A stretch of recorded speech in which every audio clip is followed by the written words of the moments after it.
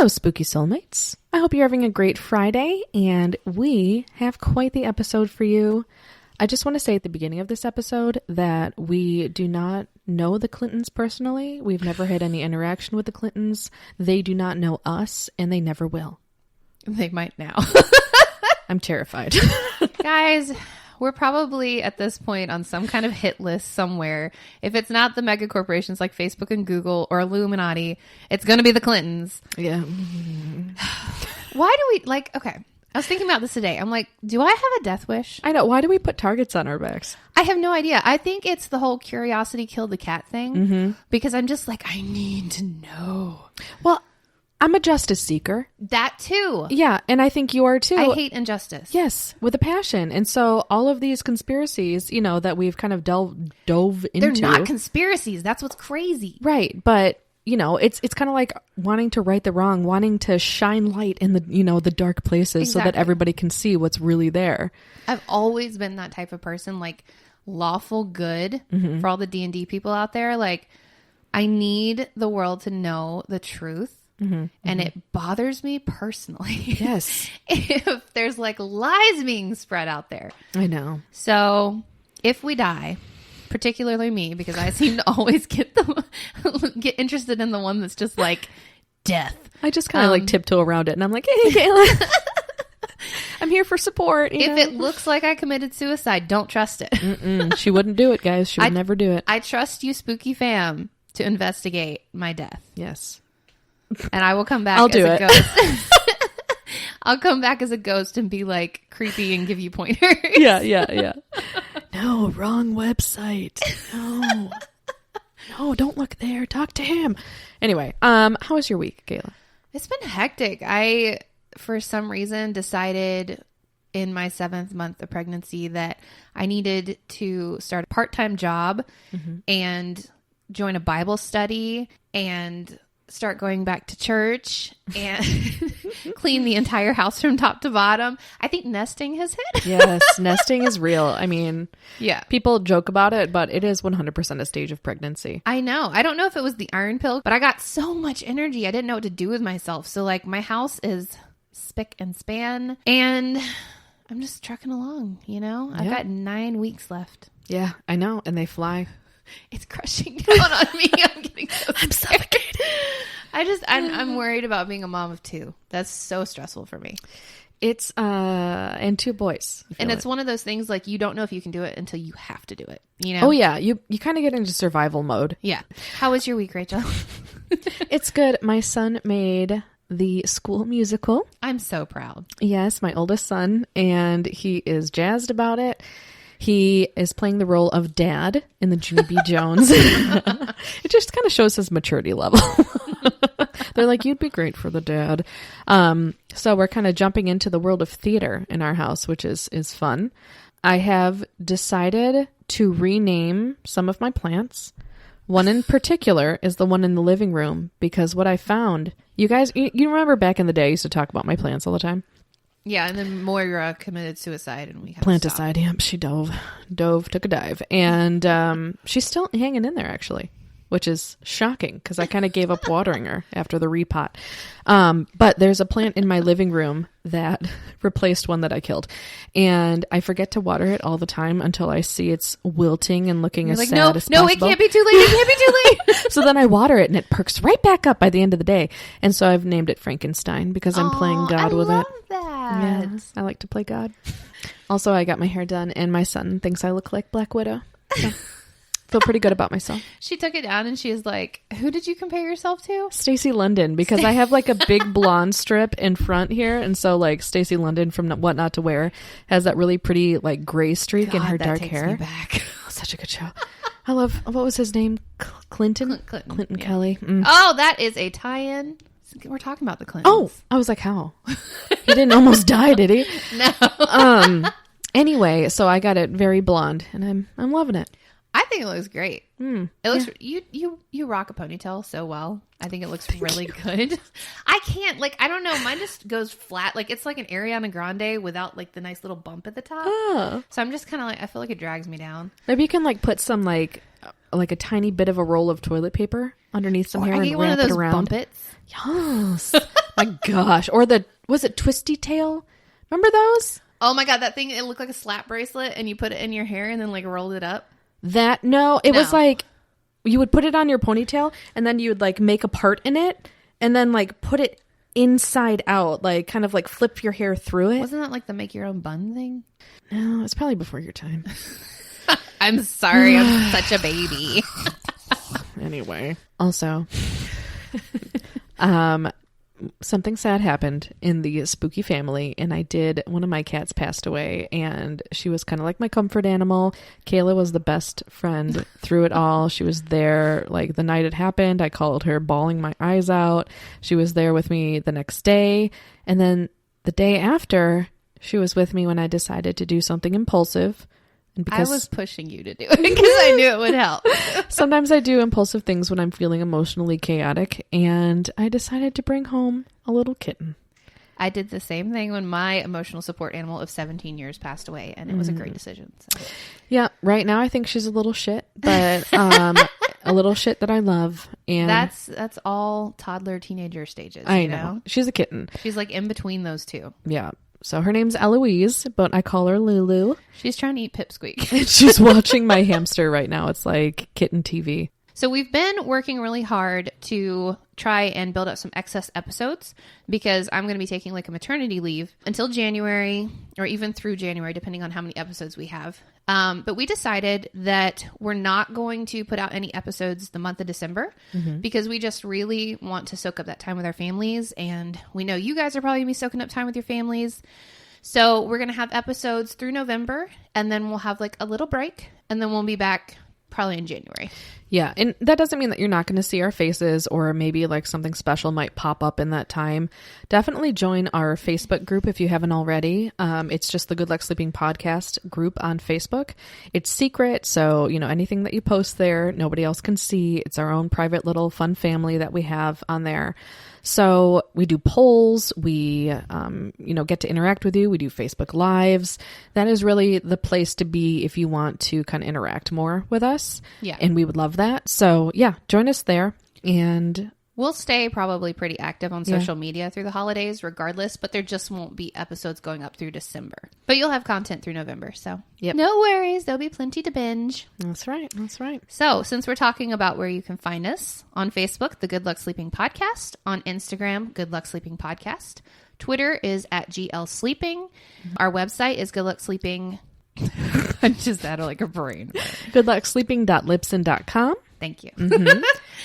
You want to take it away? Is that it? And I think it was just our email left, right? And then you can always email us at goodlucksleepingpodcast@gmail.com.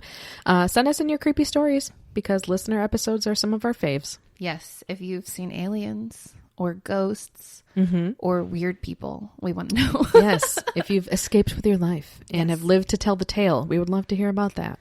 All right. So let's hear about some Clinton drama here.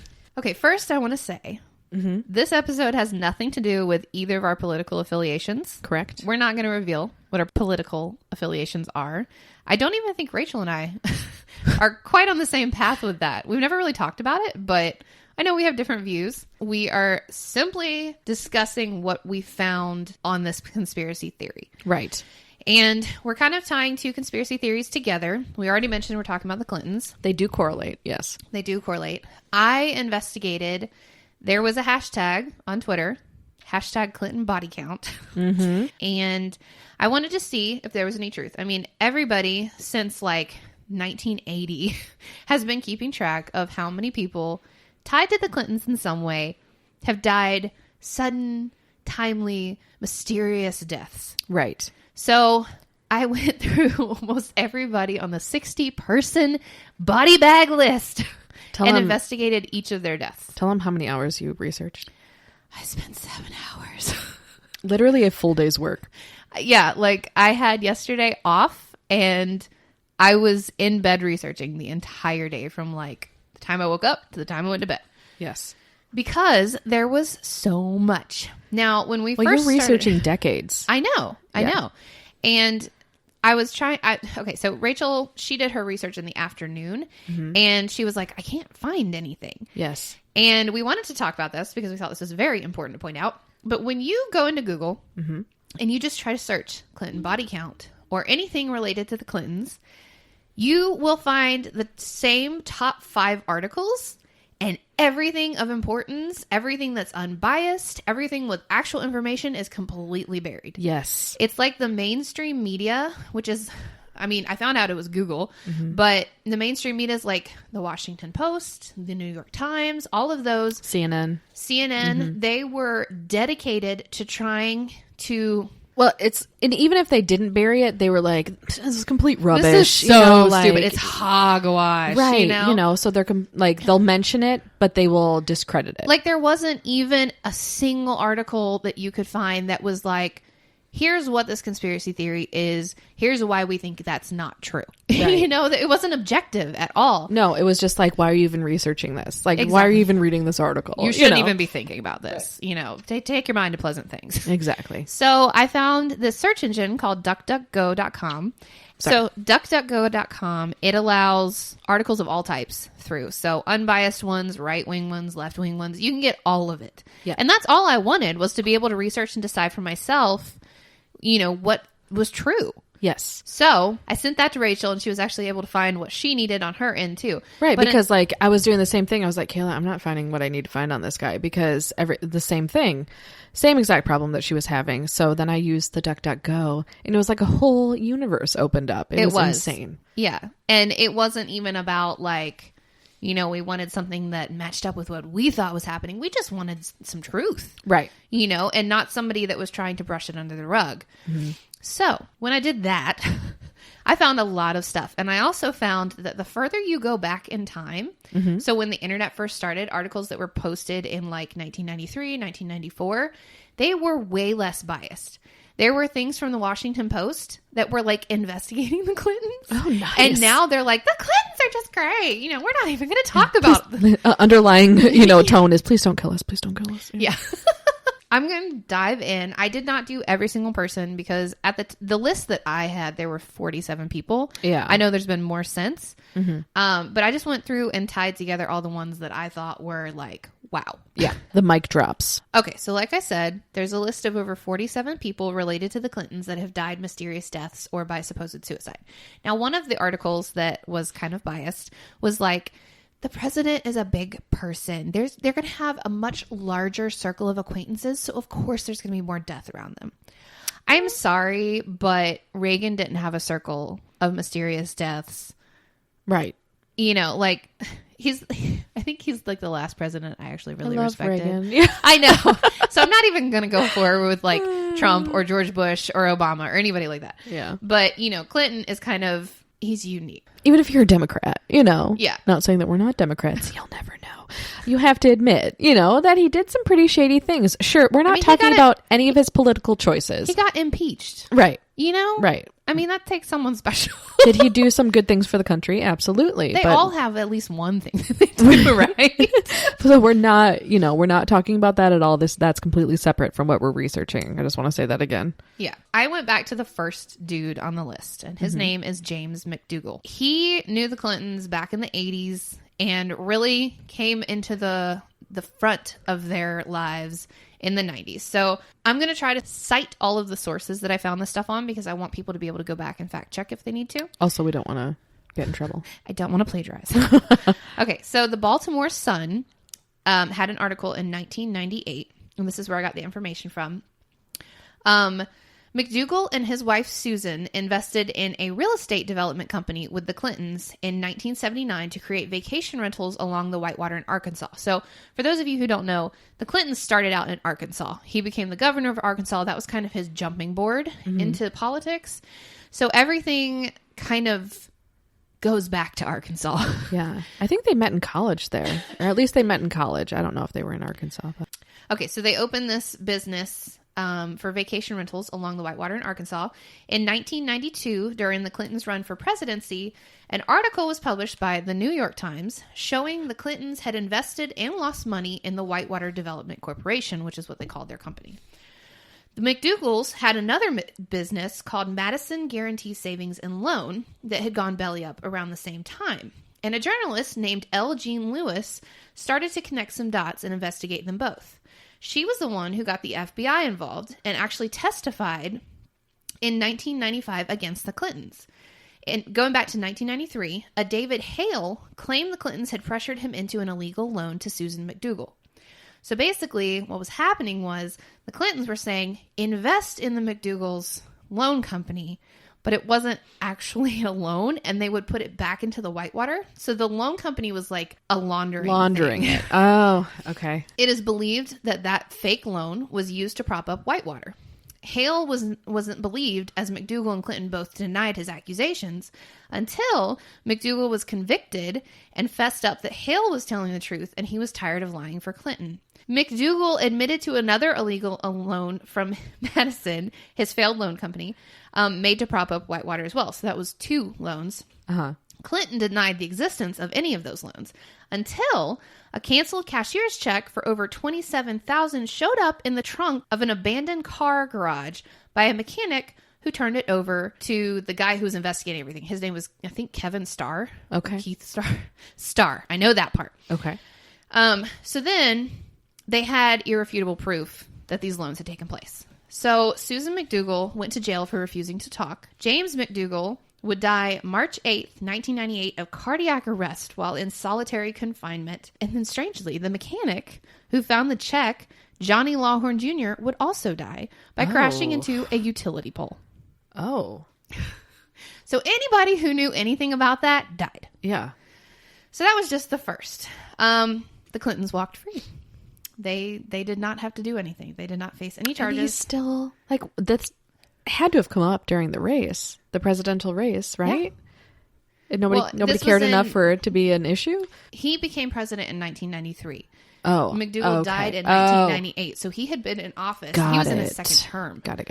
I didn't register the dates. So then there was Paula Jones. Paula Jones was a woman who came forward and alleged sexual assault by Bill Clinton. Mm-hmm. It led to a string of women who would come forward, including Monica Lewinsky. Yep. Kathy Ferguson, who was the ex-wife of an Arkansas state trooper, Danny Ferguson, she would come forward about alleged sexual assault. But Danny Ferguson was the man who invited her to go spend time with Bill Clinton. Oh. So he was like, her husband led her into being in a room with Bill Clinton, and then Bill Clinton sexually assaulted her. Okay. Kathy Ferguson was supposed to testify on behalf of Paula Jones. Okay. But she was found dead of a gunshot wound in her head. They said it was suicide. Oh, jeez. And then her boyfriend, who was another Arkansas cop, he was investigating her death. He was found dead, slumped over her grave of apparent suicide as well. But she had a husband. Yeah, but they were divorced. Oh, okay. Got it. It was her husband who was responsible for her meeting Bill in the first place. Okay. They got a divorce. She had moved on, and she was coming forward about this. And then both she and her boyfriend, who was a cop investigating this, died mysteriously. That is insane. This sounds like not official, but it was Little Dixie Dynamite was the website. It was an article by Elena Moore. She kind of like detailed all of the women that came in contact with Bill Clinton. So this was February 2013. She wrote this article. Mary Mahoney was a White House intern who was about to go public with her story of sexual assault by Bill Clinton. She was kind of like the den mother of all the women that worked in the White House in that area. And there were a lot of women that were supposedly coming forward telling her, like, he touched me, he groped me, and she was getting fed up with it. So I think she had quit her job there. She was working at a Starbucks as a manager in the evening. Around that time, a Michael Isikoff had released a report regarding Clinton's sexual dalliances, which would lead to the investigation of Lewinsky. It was kind of what, started it all. Like a snowball effect, yeah. Yeah. Okay, so some sources said that he said there was a woman coming forward whose name started with an M, and she would be like the nail in the coffin. But I didn't read that on all the sources, so I'm not sure if that's true. But apparently it led to her demise, whether she wanted it to or not. Okay. So she worked at the Starbucks in the evening, and on July 7th, 1997, she and 2 coworkers were found murdered in the back of the Starbucks. Police couldn't find a killer until December, when 3 men were arrested in relation to the murder of an informant in the case. So it was just someone that was like giving them information. That person died. And then they were like, oh, you must be the murderers. We're going to arrest you. So the guy, Carl D. Cooper, they had him for 2 years. They never arrested him because they couldn't get enough info on him. Finally, they took him in and they interrogated him for 54 hours, and he finally confessed. He was probably fed up at that point, you right? know? Yeah, and I know that's a tactic that they use, you know, where they just push and push and push, Yeah, keep them up, get them tired of like talking to them, and they're like, okay, fine, whatever, you know what I mean? And so who knows if it was legit. Well, it gets crazier. He was charged with robbery, racketeering, and the Starbucks murders. He would later recant this confession and accept his sentence, saying he did everything but the Starbucks murders. Oh, And he still to this day is in jail saying, I did not kill those people at Starbucks. okay. He claimed he was only a lookout and did nothing. He was not involved any further than that. Despite it supposedly being a botched robbery, nothing in the store was out of place. No one heard a thing, which suggests a silencer was used. And we all know silencers are not like common for weaponry. Yeah. So that would like lead you to think maybe it was an assassin. Right. Or a professional gunman of some sort. Because, like, if it was just a regular run-of-the-mill murder, you know, they're not going to put that much thought into it and, you know, use a silencer. They're going to, it might be like a crime of rage or crime of passion. If this was just a botched robbery, you're not going to be carrying that kind of weaponry to cover your tracks. Then, exactly. You know? But this is the kicker. The coworkers were shot once each. Mary was shot 5 times, Oh my God. including once in the back of the head. Uh-huh. To make sure. Yeah. So it was kind of execution style, which was another point of like professional. Right. Military, CIA, assassin, you know. Isakov's report came out 3 days before she was murdered. So it was almost like it put a target on her back when his report came out saying somebody was coming forward. It turns out Isakov was actually talking about a Kathleen Willey who did come forward and say she was groped by Clinton in the Oval Office. And on the same day she came forward, her husband, Ed Willey, who was a Clinton fundraiser, was found dead deep in the woods of apparent suicide. Man, if you know the Clintons, apparently... The same day she came forward to talk about this, he died. So Are you what... okay? Yeah, I was just like trying to process it. So like what happened with her like confession? Did she kind of just focus on like what happened to her husband at that point, or... No, she said Clinton killed my husband. Oh, good for her. Bold. Is she still alive? Yes. Oh, she okay, is still good, alive. good. Monica Lewinsky reportedly told Clinton around that time that she was going to tell her parents about their affair. And Clinton had a violent reaction and said, it's a crime to threaten the president. Oh. And so Lewinsky apparently told many of her friends she did not want to end up like Mahoney. Yep. And all of this would lead to Clinton's impeachment in 1998. Monica Lewinsky, she kind of kept her mouth shut. She only spoke about what she absolutely had to speak about, and she got a book deal, a TV show, and a modeling career out of it. So, All right. sounds like she got paid off, but Yeah, you know, yeah.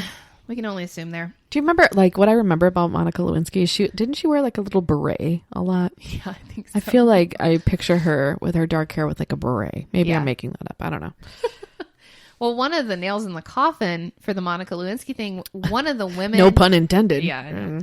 One of the women that worked with her actually gave a tip to, I think it was still Kevin Starr that was doing all the prosecuting or investigating. But she said that Lewinsky had a blue dress with Clinton's Junk on it. junk on it, and they found it, and it was proof that there was sexual assault, because he said, I did not have sexual relations with that woman. That's right. And this was proof that he did, in fact, have sexual relations with that woman. Yep. Okay, so then I think I got this information off Wikipedia because it was just kind of common knowledge, but in April 1996, Commerce Secretary Ron Brown died in a plane crash with 34 other Americans after the plane clipped a mountainside. There was a strange circular hole in the top of Brown's head when his body was recovered, like a gunshot wound, but an autopsy was not ordered by the Air Force. It was discovered that a navigation beacon had been stolen from the airport, which is speculated that perhaps it was used to draw the pilot off course and cause the crash. Oh. Well, look at all that collateral damage, though. Like, that's insane. But was it collateral? Well, You know, back in the day when the internet first started, how they had like those make your own website. yes, Kayla, I remember exactly when the internet first started. I remember. Well, if I do, you have to. So it had like the funky wallpaper and like the emojis and everything. Okay, so this was from apfn.org. It was an article. It was created by this dude. I think it was like the American Patriots for something. It was just like this good old boy that decided to keep track of everybody who was dying.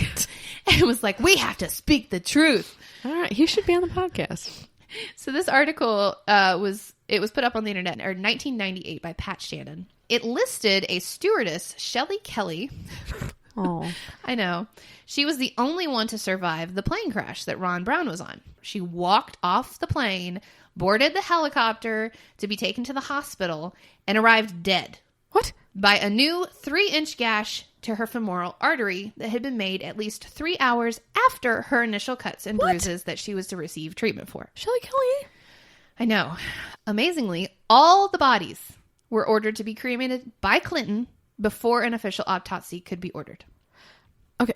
So, but it is collateral damage, meaning there's a lot of innocent people that died just because of one or two people. Yeah, but he clearly wanted all of them dead if he also took the time to kill Shelley Kelly. But what why? did she know? Yeah. They also talked about how the black box, you know, the thing that records like in-flight stuff, Yeah. went missing. Uh-huh. Okay. So it seems like something happened on the flight. Right. That nobody wanted people to know about. In addition, 3 days after the crash, Niko Jerkic. So this was, I think it was crashed in Croatia. So like the air traffic controllers there really have weird names. His name was Niko Jerkic. But if you're from Croatia, your name is not weird. It's beautiful. It's foreign. Beautiful and foreign. Okay. Foreign names. He was the man responsible for like the navigation beacons.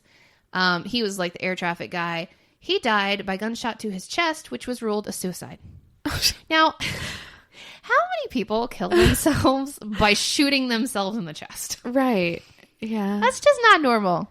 I mean, like, did they play it off as like because of guilt? Because, you know, something led the plane off course? Or, okay. It shouldn't be funny, but it was funny. This Pat Shannon that wrote this article was like, even if Clinton had grown up in a circus, he would not have been surrounded by this many contortionists.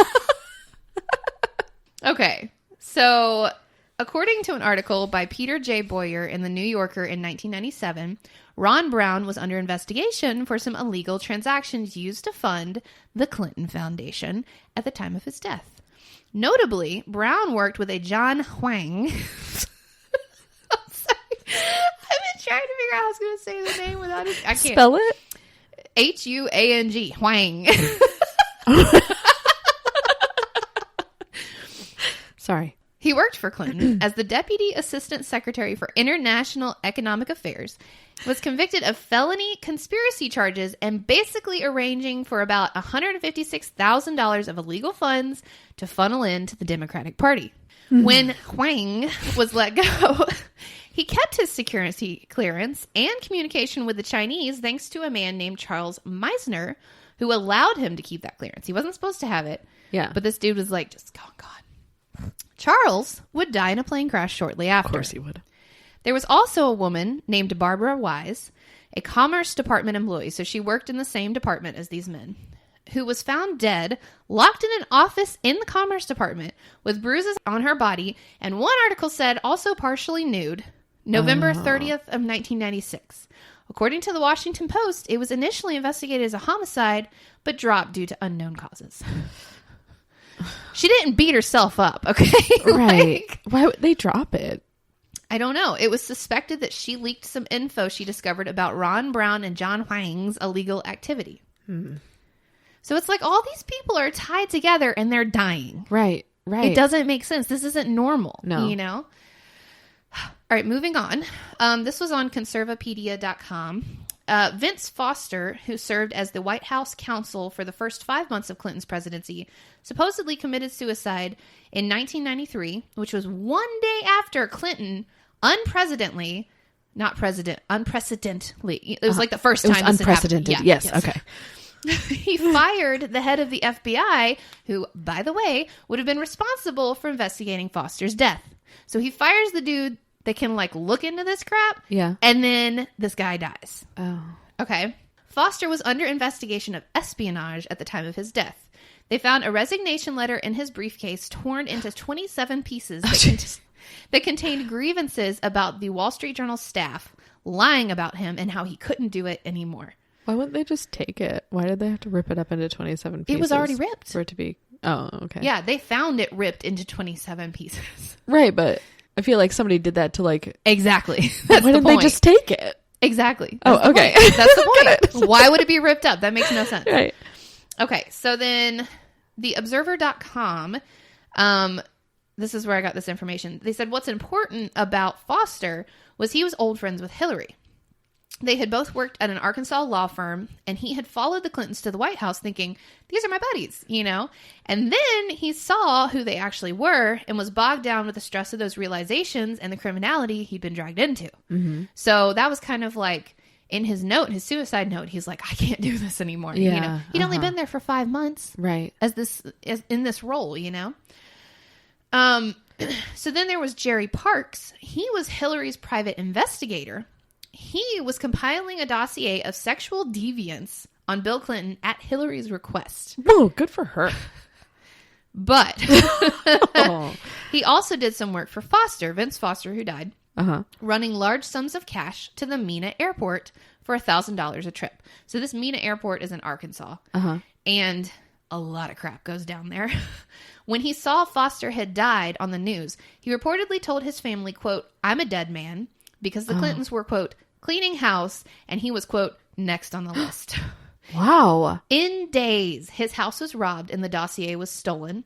On September 23rd, 1993, on his way home from a restaurant, Parks was gunned down in his car by an assassin. People saw the gunman jump out, shoot him multiple times in the chest at point-blank range, and then speed off with an accomplice. No one was ever prosecuted for his murder. What? They were like, oh, we don't know what happened to him. Shoot, not another one. Oh, well, anyway. I know. Yeah. The best part about all of this is Clinton, like, did a eulogy at every single one of these people's funerals, saying they were wonderful people. They were such good friends. Shane Dawson needs to check him out as a potential sociopath. Okay, so then the OdysseyOnline.com, they talked a lot more about the Mena airport. So let's go back to Mena.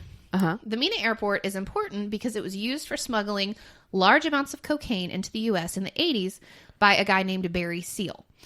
Once it would come into the U.S., it would be sold for a ton of money, like most drugs are. Long story short, the DEA caught on. Seal became an informant for the CIA. Then he was gunned down by hitmen in his Louisiana home. And that was like, everybody was like, big question mark. Was that the Clintons? There was somebody saying it was Pablo Escobar. He put the hit out on him. Okay. Which is understandable. Yeah. So I'm not going to chalk that one up to the Clintons. But 10 different investigations into the Mena airport and its ongoing drug operations were thwarted and shut down because they were starting to look into the Clintons. So as soon as it would start looking toward the Clintons, they're like, just drop it. Yeah. Just drop it. Yeah. Okay, so it's also notable that a Florence Barton, she was like, I saw her picture. She's like everybody's grandmother. Okay. Oh, no. She was a subcontracted accountant for the CIA. She had the account and PIN number for Seal's offshore bank account that had $1.4 million in it. She was shot in the head 3 times, and the money was promptly moved to the Virgin Islands immediately after her death. So that's suspicious, right? Yeah. Again, it could be drug lords. We don't know for sure. Right. But it's also tied to the Clintons. Now, something we know, these are 5 things we know about Clinton with this Mena airport and the drug thing, okay? Clinton, several of his BFFs were caught for smuggling cocaine. He helped most of them get off, even giving one a full pardon. Clinton also stopped the monitoring of drug trafficking between Colombia and the U.S. He terminated the money laundering section of the Justice Department's criminal division, and he lied about offering $25,000 for the Mena investigation budget. Seems shady, right? Yeah. Yeah. He lies about so much. We're going to see more of that. But he lies about so much. I just don't get how they can so easy for him. Right. And I don't get how they can sleep at night. I don't either. And I think that, and we'll talk about this in a minute too, I think it was both of them. It wasn't just him. They both just have an ease of lying. I get it. No, I 100% believe that. Okay. So then there was Paul Wiltshire. He was an attorney for some whistleblowers that were trying to come against Clinton, but he was also an investigator who was currently investigating drug and gun running corruption in the Mena airport in 1993. He died of unknown causes. What's weird is he was found dead sitting on his toilet. Now, if you, say you got a real bad poop and it kills you, okay? That actually happened to a family friend. Are you serious? I was joking. So sorry. Hypothetically, if you die in that position, you're going to slump over. Right. Right? The man was frozen in rigor mortis, sitting straight up. Almost like he had died and been bound in a chair and then moved and just like, well, this looks legit. Popped on the toilet. Yeah. He wasn't found for days. He was like decomposing when they found him. Yeah. And no autopsy was ever performed. So this man dies of unknown causes. Dig in and find out why he died. Exactly. But no. He had plans to produce a TV documentary on his findings, and he had delivered a 105-page affidavit to the new Attorney General under Clinton, Janet Reno. Big mistake, dude. He thought, okay, this was 3 weeks before he was found dead. Yeah. So he sends her this affidavit, and he was thinking, she's the only one that can get me in there to get this, information. Well, it got him killed, apparently. Oh. Supposedly, he had an appointment to speak with Reno about getting immunity for one of the whistleblowers when he was noted missing by Sarah McClendon, a noted White House correspondent at the time. She seemed to be good friends with him, and she had actually spoken about how there was no way that this was an accident that he died. And, it doesn't even make sense. And there's just too much, Okay, so then this was just on Wikipedia because it was just common knowledge and nobody could even hide this. August 23rd, 1987. So we're kind of going back in time. 2 teenage boys, Don Henry and Kevin Ives, were hit by a cargo train in Arkansas. Now, the train said that they blew their horn and the boys didn't move. They just kept laying there, and they couldn't slow down, so they ended up running them over. The boys had gone out hunting that night and were found on the tracks with their guns nearby. The state medical examiner appointed by Clinton, who apparently was a kook, ruled that the boys were intoxicated by marijuana with the equivalent of 20 joints in their system. Dang. And had fallen asleep on the tracks. That was his initial diagnosis, okay? Their parents didn't buy it. They hired a PI and investigated further.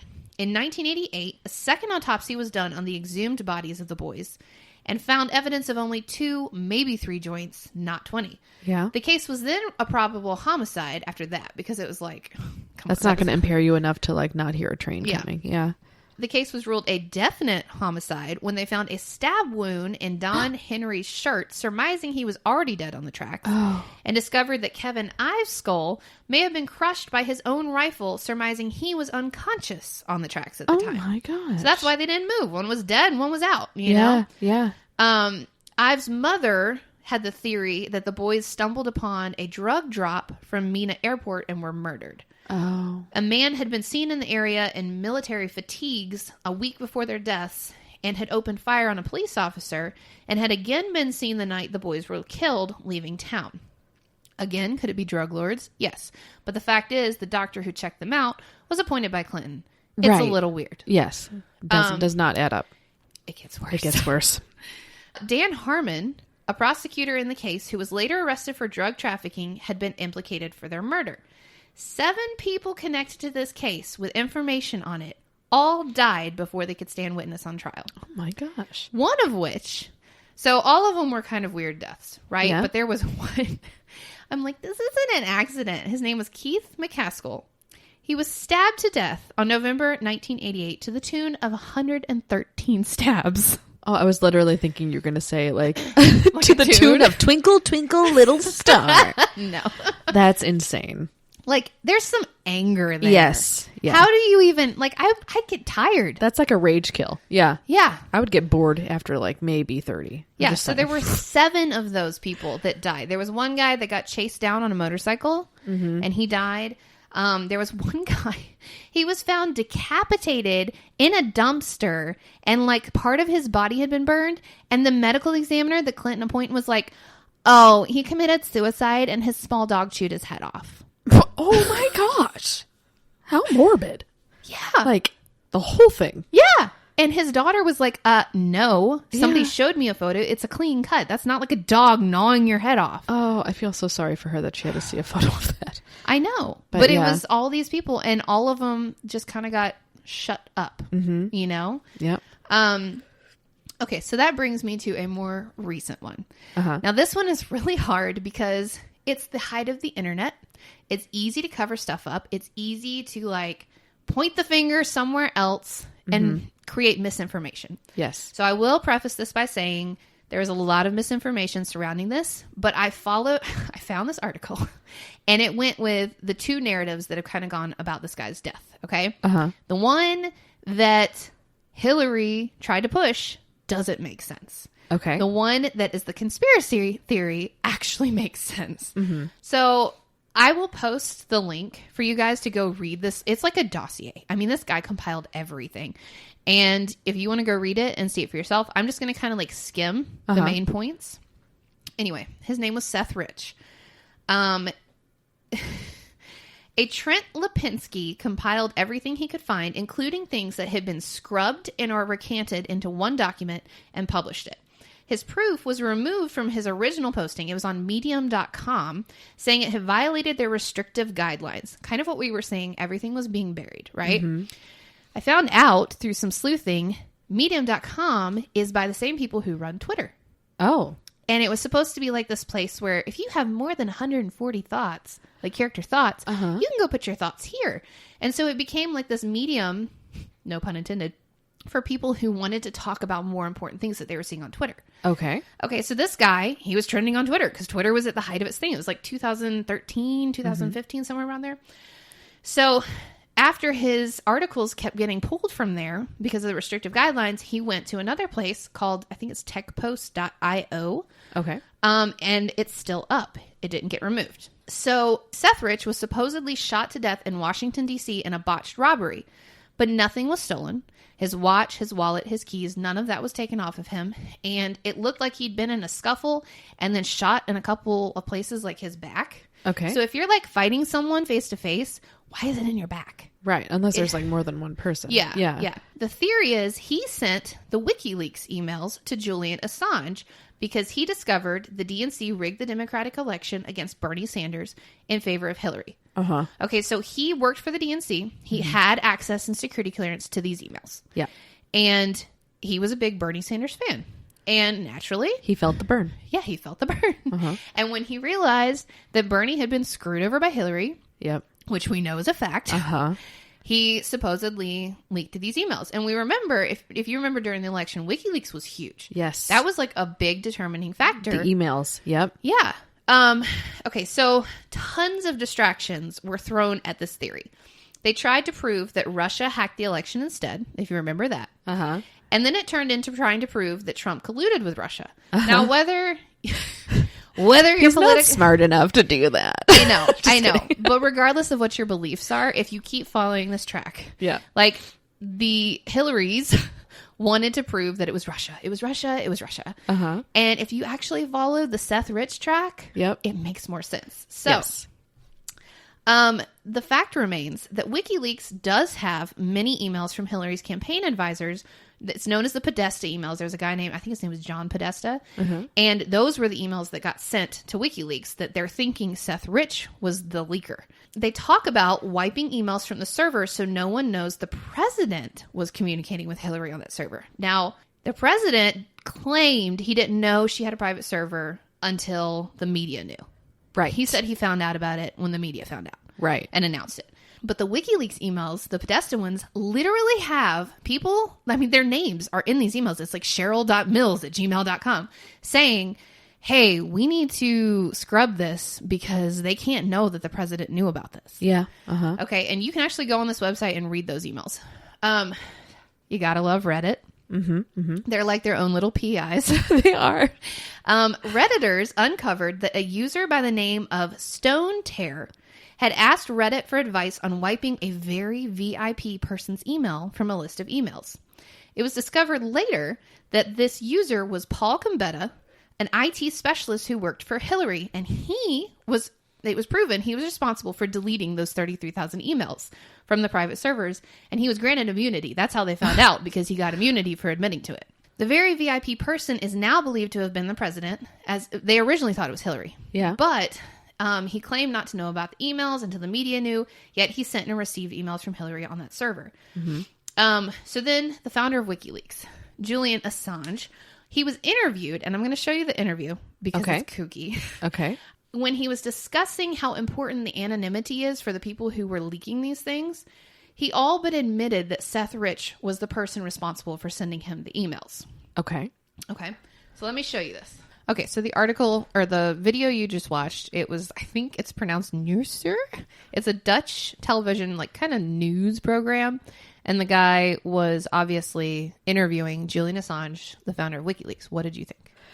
I think it definitely raises some questions and concerns. And why would he bring up Seth Rich? Yeah. And he I think he was like at the stage where he was like, dude, this is not okay. But also I'm trying to protect myself too, because I don't want to end up like Seth Rich. So insane. Oh no. Oh no. He's not dead yet. Julian Assange is now conveniently in jail in England for supposedly violating the Espionage Act. Oh now, no. To understand what the Espionage Act is, the crimes are, and I quote, to convey information with intent to interfere with the operation or success of the armed forces of the United States or to promote the success of its enemies, to convey false reports or false statements with intent to interfere with the operation or success of the military or naval forces of the United States, or to promote the success of its enemies when the United States is at war, to cause or attempt to cause insubordination, disloyalty, mutiny, refusal of duty in the military or naval forces of the United States, or to willfully obstruct the recruiting or enlistment service of the United States. Did Julian Assange and WikiLeaks do any of that? I mean, not from that interview. No. Yeah. Well, WikiLeaks itself, it just informed the American people of stuff that was going on behind the scenes that would affect the election. Right. That's not espionage. No. We as American people have a right to know that crap. And that guy's not in America. Is he in America? No, he's an Australian. He sought immunity in the Ecuadorian embassy in England. Okay. And then they had to cut him off. And so he is now in jail. Oh. And also, the Espionage Act got Edward Snowden, if anybody knows about Edward Snowden. Amazingly, Assange's health is suddenly failing him, and I fear he will be their next victim. That makes me really sad, because he seemed like... Did that man seem sick to you on that interview? Not in that interview. No. Now he's suddenly missing court because he's sick. So proof of all of this has been buried, stricken from the internet, and it's incredibly hard to find unless you know how to look for it. Yep. I'm going to provide all the links. Specifically the link to this case, the Seth Rich thing, because there was so much information. This guy was trying to set the record straight. Yep. Many media platforms have scrubbed articles that had proof in an attempt to shut down this theory. So there would even be some articles that he had linked in this dossier of sorts. Mm-hmm. And you click on it and it's like, this violates the the restrictive guidelines. We're deleting this now. Oh. And the link would say what it was, and you know it's important, but it's just gone. Yeah. You know? Yeah. The only theory the mainstream media seems to support is that Russian hackers were responsible for sending the emails to WikiLeaks. If you post about that, it stays. It doesn't get erased. If you post about Seth Rich possibly being the leak, it doesn't get erased. Also, it's important to note, Obama himself in his final speech referenced the WikiLeaks emails as leaks, not hacks. Like you would think if you're blaming it on Russian hackers, you'd say we were hacked. Right. No, he said the leaks. Interesting. So even his wordage referenced leaks, you know? Right. So going back to Seth's death.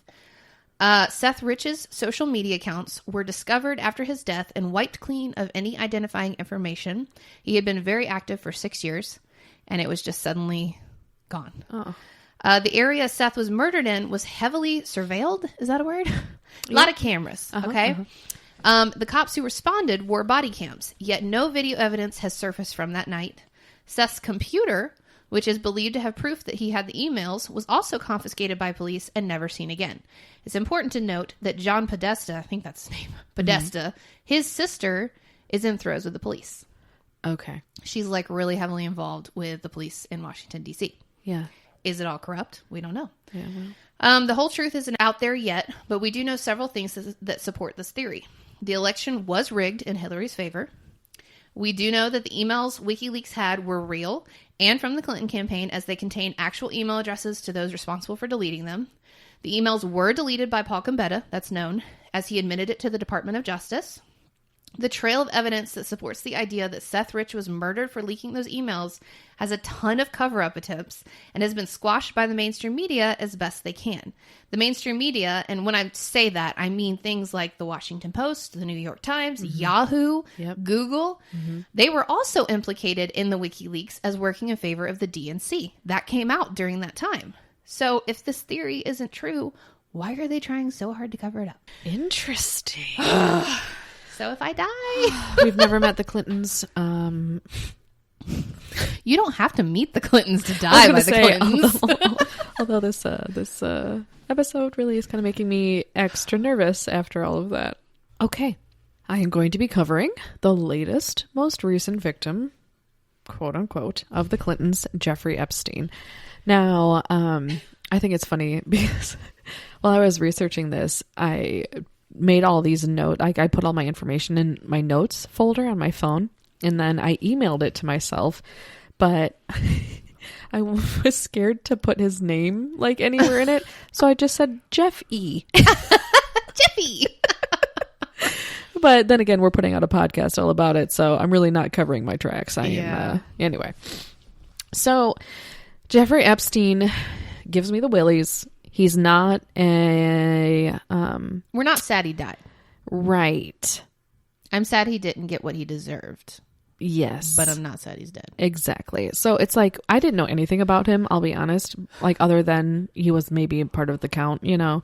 But when I started researching him, I was like, oh, gross. Great. So I'm just going to jump in. I'm going to give a little bit on his history because his history kind of shows his shadiness, you know, as it is. And I just kind of want you to get the full picture of who he was. So, Jeffrey Edward Epstein, this is on Wikipedia, so this is all just, you know, common knowledge. He was born in 1953, and he was an American financier and convicted sex offender. He began his professional life as a teacher and then changed to the banking and finance sector in various after roles. He became a sex offender? I think it was all throughout his adult life. During his financial career, he became a multimillionaire. Until his conviction for sex crimes in 2008, he had contact with many people among the world's financial, political, scientific, and cultural elite. He was very worldly. In 2005, police in Palm Beach, Florida, began investigating Epstein after a parent complained that he had sexually abused her 14-year-old daughter. No. Epstein pleaded guilty and was convicted by Florida State Court of soliciting a prostitute and procuring an underage girl for prostitution in 2008. He served almost 13 months in custody with work release as part of the plea deal. Oh, come on. Federal officials had identified 36 girls, some as young as 14 years old, whom Epstein sexually abused. He was known to also recruit minors daily for his quote-unquote sexual massages.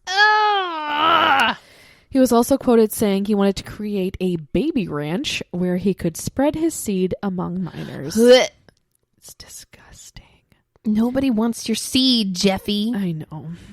So in order to maintain and increase his supply of victims so that he would basically never run out, he also paid certain victims to recruit additional girls to be similarly abused. He was like a freaking pimp. I know. It's just, yeah, he is a disgusting individual. So Epstein was arrested again on July 6, 2019 on federal charges for sex trafficking of minors in Florida and New York. Why did it take that long? Because he was creating a baby ranch. There had to be like a trail. Because of his customer base. He was not collecting them just for himself, but for the world's elite. He died in his jail cell on August 10th, 2019, and the case was closed on August 29th after a federal judge dismissed all criminal charges. Yeah, because you can't really prosecute a dead man. Exactly. So a little bit on his career and fraudulent activity. Like I said, he began as a physics and mathematics teacher in Manhattan, and he made connections there through his students' parents. Of course he did. Epstein joined Bear Streams through one of his school connections in 1976 as a low-level junior assistant to a floor trader. He was swiftly moved up and became an options trader, working in the special products division and then advised in the bank's wealthiest clients on tax mitigation strategies. Jimmy Kane, the bank's late... this is all like really technical terminology that I'm sure people need to know, but I'm just like, Basically, shady man. Yes, basically he was shady. I'm not going to like get into like what he did, but basically he moved up quickly because of his connections. I don't feel he was necessarily qualified, but he was I think people saw him He's as probably like very charismatic. Right. I think people saw him as like, ooh, you're a charismatic snake. We can use you, you know, and they put him in these places. So where of course he's connected to the Clintons. Well, in 1981, he was asked to leave Bear Streams for policy violations that remain unclear. What was Bear Streams? Because I'm thinking like BARE, and I'm like, that sounds gross. BEAR. Okay. Yeah. It was a trading, a financial industry type of a thing. Yeah. So a little bit about his financial consulting. In August 1981, Epstein founded his own consulting firm, Intercontinental Assets Group Incorporated, which assisted clients in recovering stolen money from fraudulent brokers and lawyers. That's interesting. So Epstein described his work at the time as being a high-level bounty hunter. Don't you dare compare yourself to Dog. Hunter. Rest in peace. You threw me off, and I was like, my bounty hunter. That reminds me of, is the chair really cost? Sometimes I like to play with words. He told his friends that he worked sometimes as a consultant for governments and the very wealthy to recover embezzled funds, while at other times he worked for clients who had embezzled funds. Exactly what I was going to say. Was he helping them embezzle? Yeah. He was a shady guy. He also stated that at the time he was an intelligence agent. And apparently that was neither confirmed nor denied. Like CIA intelligence agent? Yeah. Okay, Jeffy. He also didn't lack on self-esteem and confidence. Clearly. Yes. He sounds like a narcissist. Oh, 100%. I am waiting for that Shane Dawson documentary. Like, I know he's like done documentaries on narcissistic people, and I know he's obsessed with it. So I'm like waiting for like an actual narcissist documentary. During the 1980s, Epstein possessed an Austrian passport that also had his photo, but a false name. The passport showed his place of residence in Saudi Arabia. Investigative journalist Vicky Ward said she was told in 2017 by a quote-unquote former senior White House official that U.S. Florida District Attorney Alexander Acosta, who had handled Epstein's criminal case in 2008, said to Trump's transition interviewers, I was told that Epstein, quote unquote, belonged to intelligence and to leave it alone, and that Epstein was above his pay grade. Yes. So he was shut down. He was shut down. Like I thought, oh my gosh. Yes. So he was literally, I saw other interviews that, talked about him and in his situation here. And what year was this? 2008. Okay, well, let's look at who was in office. Mm-hmm. So, yeah, but he was literally told, you need to step away. You need to leave it alone. Yeah. Of course. He went on to become involved in more fraudulent companies, including a financial management company that he ran under his own name. Narcissist. Predictable. Yeah, we're going to talk about his blackmail tapes now. Ooh. Yes. This was from an article from the New York Times, and it was entitled, Epstein Said He Had Dirt on Powerful Acquaintances by Matt Steeb.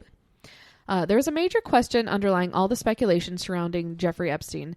Did he have compromising tapes on some members of the elite circle that he ran in?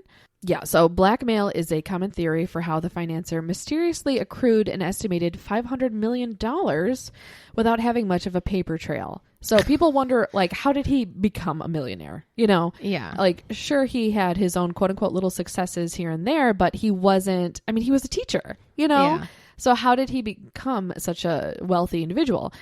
And when he was getting paid off. Yes. And when the law enforcement raided his Manhattan home in July, officers found hand-labeled tapes, like VHSs, and they would say, like, young person's name plus name. Okay, so it'd be So it was like someone that was underage. Yes. Plus the person. Plus an elite individual. Yeah. Yes, that he was familiar with. Leading many to suggest that he may have recorded powerful acquaintances having sex with underage girls. Oh my gosh. So here are the conspiracies. Are they? Here are the facts. Were Donald Trump, Bill Clinton, and Prince Andrew among these tapes? Epstein has been connected to all three men, and obviously Clinton and Trump have had womanizing and sexualized pasts. Mm-hmm. There was a Trump quote about Epstein in 2002 where he told the New York Magazine that Epstein was a terrific guy and added, "It is even said that he likes beautiful women as much as I do, and many of them are on the younger side." Yeah, well. After Epstein's death, Trump shared a tweet and a video from conservative comedian Terrence Williams that claimed without evidence that the former President Bill Clinton and former Secretary of State Hillary Clinton were responsible for Epstein's death. So, I mean, that's probably true. I know, but Trump does a lot of things on Twitter that Trump is crazy. Yeah, are questionable, but he did throw that out there. Some people say that maybe he was trying to lead eyes away from himself. That's what the Clintons have been doing the whole time. I mean, it wouldn't surprise me. Right. Because I definitely think that Trump was connected with Epstein. Let's not forget, Trump and the Clintons were BFFs before he ran for president. Yes. So I think he's involved. I don't think he had anything to do with his death, but I do think he was involved, at least with women that Epstein maybe had, corralled for him. And he's just trying to say, what about the Clinton count, the Clinton body count? So I think he's throwing that out there to, avert eyes. But anyway. So about his death, on July 24th, Epstein was reportedly found injured in his cell, though it's unclear at this point what exactly happened to him. So he hadn't died, he was just injured. Okay. He was reportedly found dead by an apparent suicide on August 10th, and per the... Whoa, so he got injured, and then 2 weeks later, he died. Yeah, exactly. That makes no sense. Yeah. Is that why he was on suicide watch then?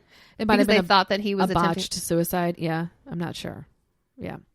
Per the New York Times, his death is currently being investigated by the FBI. Here is the official statement regarding his death from the Federal Bureau of Prisons.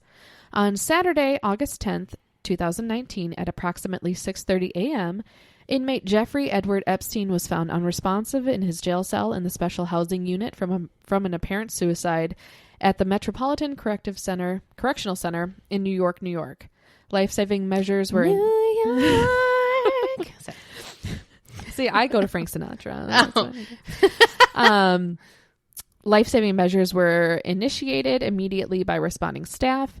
Staff requested emergency medical services, and the life-saving efforts continued.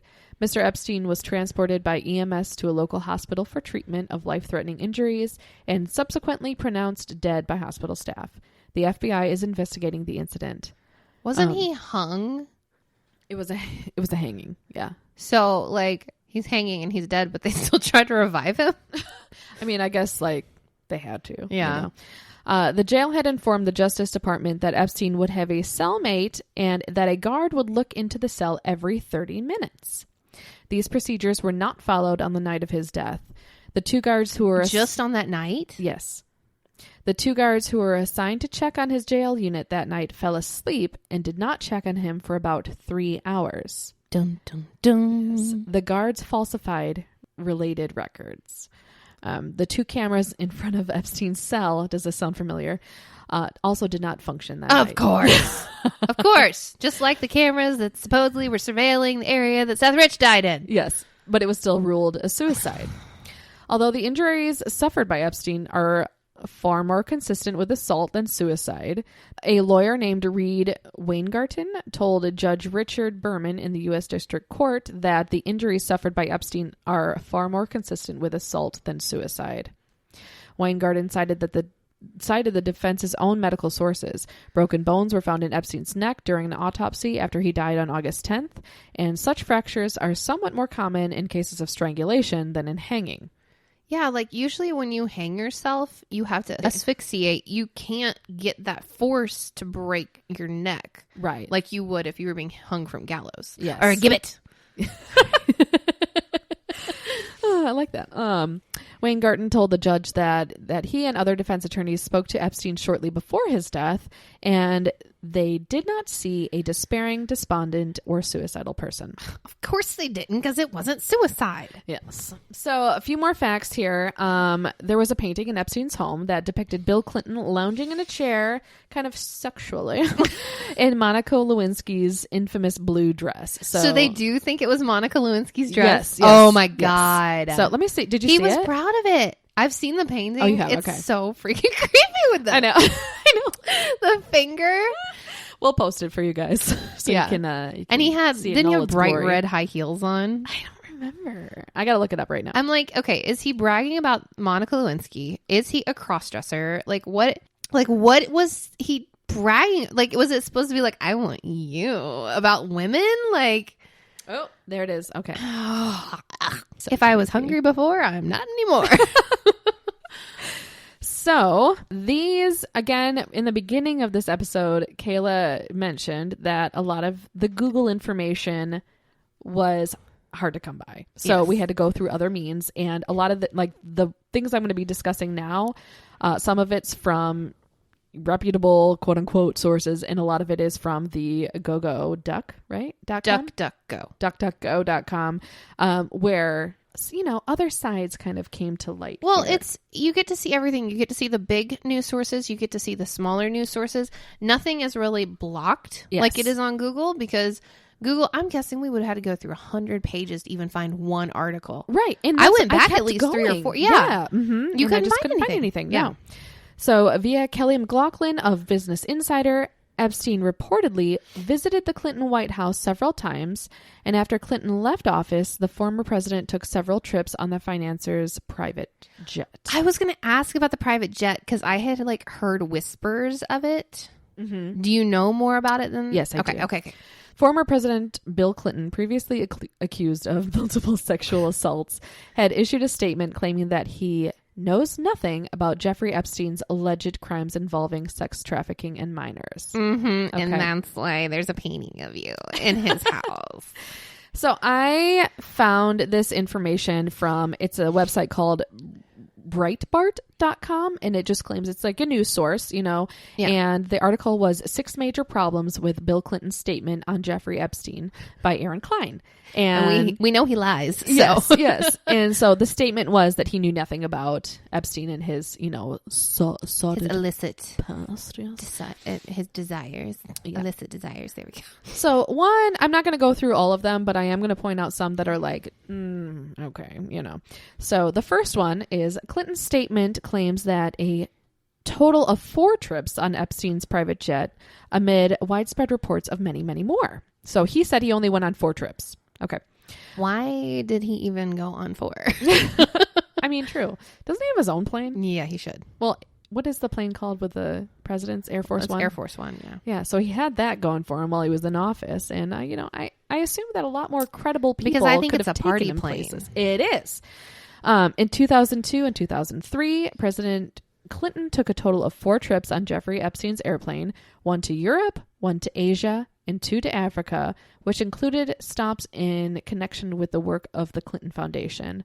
The statement failed to mention documentation reportedly evidencing many, many more trips with Epstein on the financier's airplane. Fox News previously reported flight records that show from 2001 to 2003, Clinton took at least 26 trips. Oh, that is a gross, undercount. Yeah, Holy aboard crap. the jet, and Epstein's jet was dubbed the Lolita Express. Ugh. Newsweek reported on a previous Gawker story exposing flight logs showing numerous private airplane trips that Clinton allegedly took with Epstein. One flight reportedly included a softcore porn actress, while other trips were allegedly shared with women listed on the flight manifests without their full names. Oh my God, he was trying to cover his tracks. Yep. Because they were totally trafficked. That's right. Number 2, Clinton's statement leaves out that the former president was reportedly on the airplane with Epstein himself. So the statement in 2002 and 2003, about the total of 4 trips that he took, it seems to imply that Clinton utilized the airplane itself, but conspicuously fails to mention whether Epstein was on board. According to numerous reports, Clinton was a frequent flyer on the pervert's private airplane. I'm quoting this. Traveling with Epstein and unidentified women numerous times. Epstein's fleet reportedly included a Boeing 727-200 passenger jet that normally seats around 200, but was modified for private use. I read in another spot that they had a lot of the seats taken out and the floor was padded for easy sexual intercourse. I just want to know, did they board that plane with a blacklight and just see? Gross. Fox News reported Epstein's plane was outfitted with a bed where passengers had group sex with young girls. Number 3. Clinton's statement claims that his Secret Service detail was present on every flight of the trip with Epstein, yet numerous reports allege that Clinton ditched his assigned Secret Service agents on some flights. Did I also fail to mention that there were 11 Secret Service agents that had died. Oh, yes, they you were did. specifically for Clinton. There's a list of their names too. Okay. You know too much. I know, right? So his office's statement, again, is about the 4 trips and that his Secret Service detail traveled on every leg of every trip. But Fox News reported that records show Clinton apparently ditching his Secret Service detail for at least 5 of the flights, since no agent names appeared on the manifest. Of course. Okay. Who flew this freaking plane? How much was he paid? I know. Why isn't he in jail? He knew what was going. Anybody that's involved in any way, shape, or form with Epstein or the Clintons, really, like, you should be ashamed of yourself. Yeah. You know? How they're still, I mean, I kind of feel like they're still together, Hillary and Bill, because it's just like they know too much about each other. Well, you know, it's like 100%. They can't testify against each other if they stay married. I was thinking, like, how much do they really hate each other? You've got They have to hate each other. You got to think how much they despise each other, and they have to live and be with each other all the time. I keep going back to that balloon video, and it's just like such fake enjoyment over these balloons. Oh, yeah. And it's like, you know that has to be how they have to go out in public to look like they actually enjoy being in a marriage. At some point, you just have to be so Our exhausted. lives suck so bad. Look, balloons! Yeah. You have to be so exhausted with the whole charade, though, that, like, is this worth it? You know? Yeah. And I just can't imagine how they sleep at night. I just can't. Well, you know, back in, like, the 90s, I think Hillary wanted to divorce him. Yeah. But then something happened, and they ended up, I think it was just like, well, we're screwed now. You know, we're better off together than. Yeah. All right. Last little bit here via Maureen Callahan of the New York Post. Apparently visitors to his private Caribbean island, his meaning Epstein, it was known as Orgy Island, have included Bill Clinton, Prince Andrew, and Stephen Hawking. Clinton has denied ever visiting the island. But, okay, according to a 2011 court filing by alleged Epstein victim Virginia Roberts Guffrey, she saw Clinton and Prince Andrew on the island. Guffrey has accused Prince Andrew of having sex with her when she was a minor, a charge Buckingham Palace denies. And I'm going to be honest with you, we had no idea. Did you know Queen Elizabeth had 4 children? I did not. I only knew about Charles. I only knew about Charles and his bloodline, I guess because that's the ones that's in the news. Yeah. But apparently she also had Anne, Andrew, and Edward. And I don't know. I feel like she doesn't want the world to know she had him. Well, she definitely doesn't now. Oh. So he's royal. The more you know. Yeah. Little history lesson. Why isn't he in line for the throne anymore? It said he was like second in line. Well, good thing he's not. He's a dirty old man. Yeah. Okay. So final thoughts. Clinton has been caught many times in lies. I did not have sexual relations with that woman.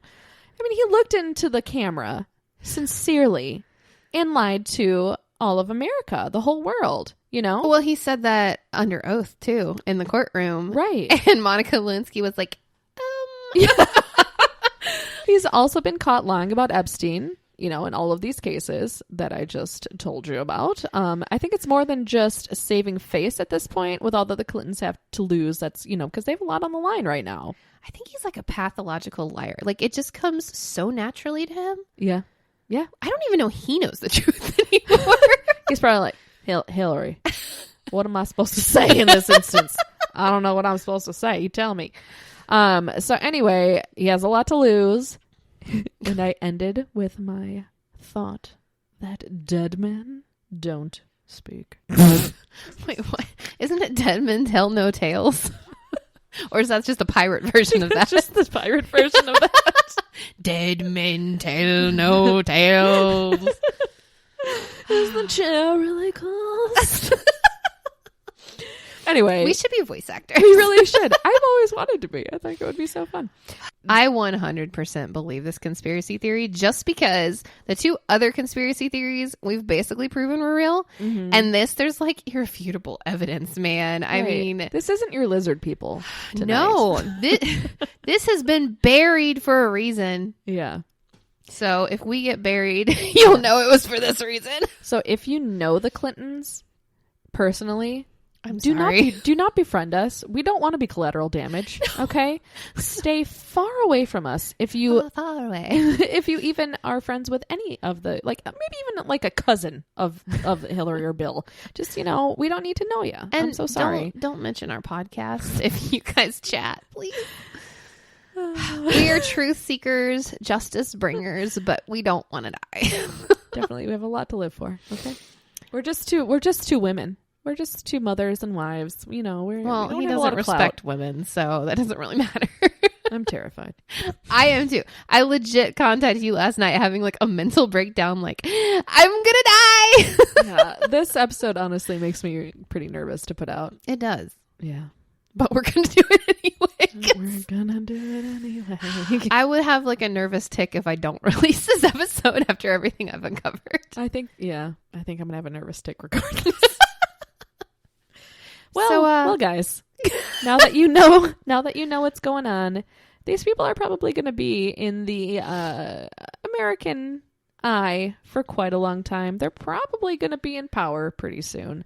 Good Lord, luck. I hope not. I mean, honestly. So take this episode with a grain of salt, but also use your head with what we've put out there for you. And good luck sleeping, guys. I'm not going to be sleeping. Good luck sleeping. Bye.